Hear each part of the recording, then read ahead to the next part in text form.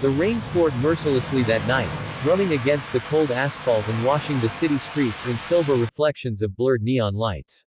Most people had rushed indoors hours ago, hiding from the storm, but fate had its own plans for those still left outside. On a quiet road near the edge of town, a black SUV had overturned, its twisted metal body lying across the street like a fallen beast. The smell of gasoline mingled with the damp air, and fragments of shattered glass sparkled faintly under the dim streetlight. From the wreckage crawled a man, his suit torn, his face streaked with blood and rain. He stumbled forward, cradling a tiny newborn wrapped in a cream-colored blanket. His body trembled, not only from the chill but from the shock of what had just happened. He had no time to process the pain shooting through his side, nor the weight of the cuts across his arms. The only thing that mattered was the fragile heartbeat of the infant in his arms.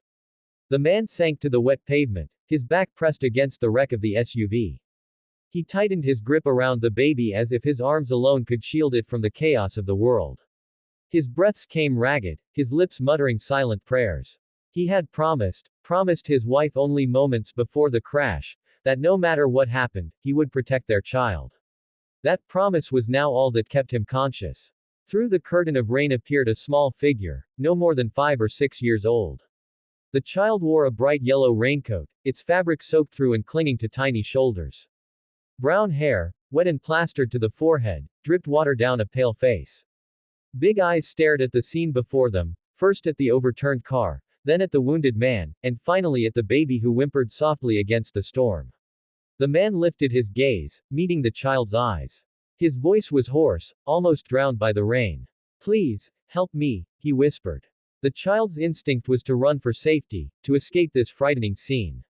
Yet something inside, something tender and unexplainable, anchored those little feet in place.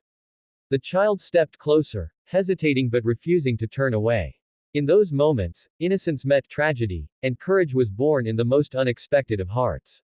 The man tried to shift, wincing in pain. "I need you to find help. Someone, anyone." His words broke apart, his strength waning. The child nodded quickly, droplets flying from their wet hair. Without waiting, they turned and sprinted down the street, puddles splashing under small boots. The night swallowed the child's silhouette, leaving the man and the baby alone in the storm again. He pressed his lips to his child's damp forehead. "Hold on, little one. Help is coming." Minutes passed, each one stretching like eternity. His eyes grew heavy, the cold creeping deeper into his bones. He fought to stay awake, for the child in his arms deserved more than surrender.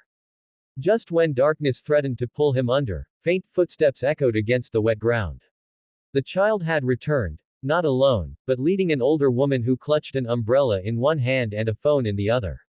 Her face was carved with worry as she rushed forward. "Oh, dear God," she gasped, kneeling beside the man. "Stay with me, sir. Ambulance is on the way." The child tugged at the woman's sleeve, pointing at the infant. "The baby, don't let the baby get wet." The woman quickly spread her coat, shielding the newborn from the rain. She looked at the small child, whose lips trembled from the cold but whose eyes burned with determination. "You did the right thing bringing me here. You saved them." The man's lips curved into the faintest smile.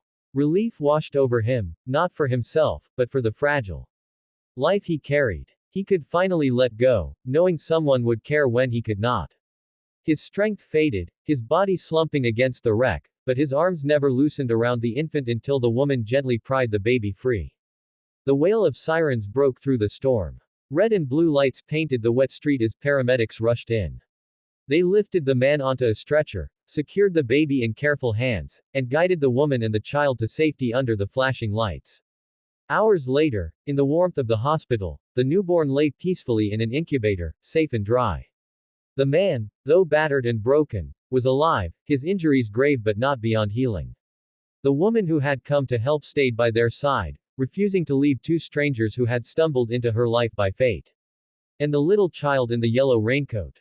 They sat quietly in the waiting room, legs dangling from the chair, sipping hot chocolate offered by a nurse.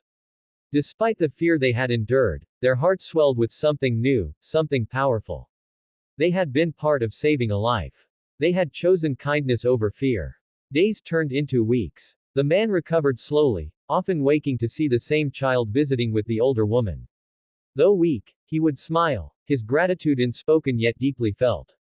When he finally regained enough strength to speak clearly, his first words were not about his pain or his future, they were about thanks.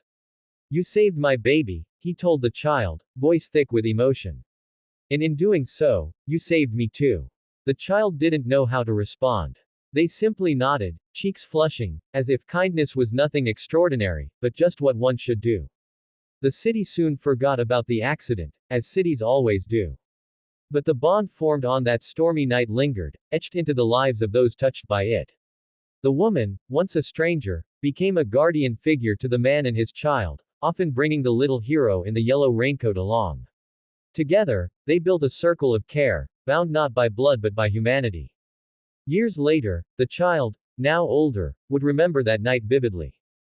They would remember the fear, the rain, the broken man holding his baby, and the choice they made to stay instead of run. And in that memory, they would always find strength. For what began as a tragedy became a story of sacrifice, of hope rising from despair, and of kindness that blossomed in the heart of a child. And sometimes, in the most unexpected of storms, humanity reveals its brightest light.